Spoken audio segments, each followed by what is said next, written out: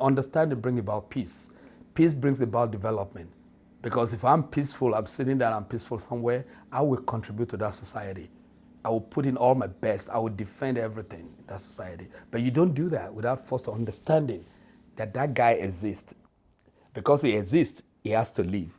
So we have to learn how to make everybody live and not merely existing.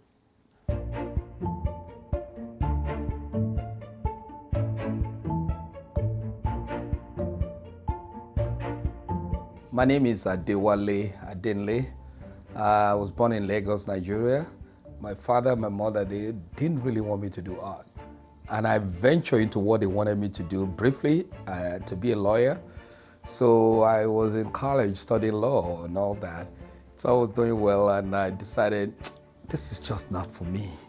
I want to write, I want to paint, I want to draw. And I feel like I just wanted to have a voice. You know, in Nigeria, you don't have the scholarship, grants, or all these things to go to school. Is either somebody's paying for it or you are paying for it. So I have to find a way. And that's how I became a political cartoonist. I started fending for myself, selling cartoons for peanuts, just to buy paint, buy brushes and all that. Then I had a little brush with the military regime in Nigeria when we were fighting for democracy with my political cartoons.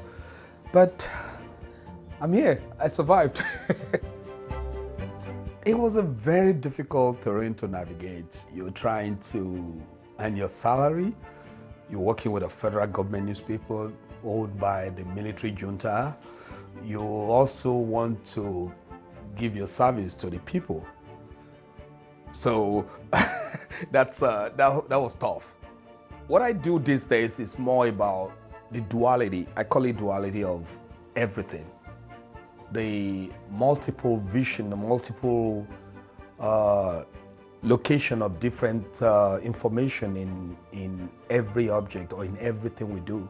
How do I now represent this duality in what I do? How do I communicate with people and tell them that, like, yes, we are so used to these norms, this way of doing things, but we should be able to see that there are other ways of doing this and it could be better.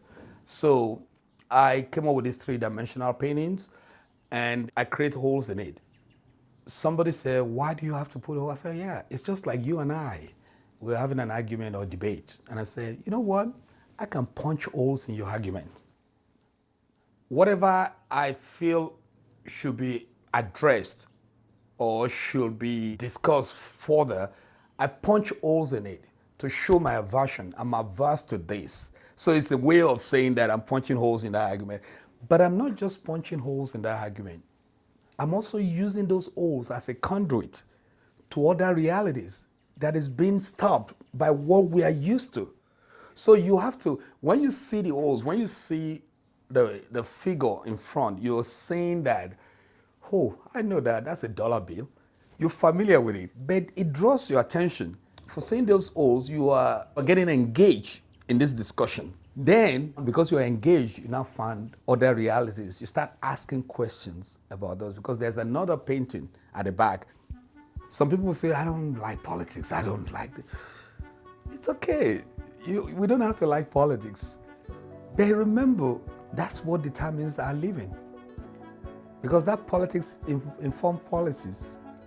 And policies tells us how we take our children to school, what food, how much the cost of milk will be. You know, all these things are there. So we don't have to join a political party or campaign for, but we need to really follow it to know how things are being determined. Not only when we get to the ballot on the day of the election and I say, okay, should I go for donkey or the elephant? So you have to really, really follow. You have to pay attention to those narratives for us to be informed of what needs to be done in doing it. So that's the essence of my work now. That's how.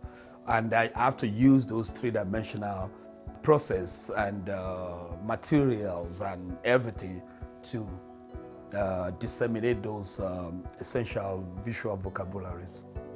If I'm going to take something that I want you to take home, is arouse your consciousness towards socio-political narratives that affects your living. That's just a sentence, but it covers a lot of things. We live in a political environment, we live in a social environment, so it's alive. So that's what I want people to take away.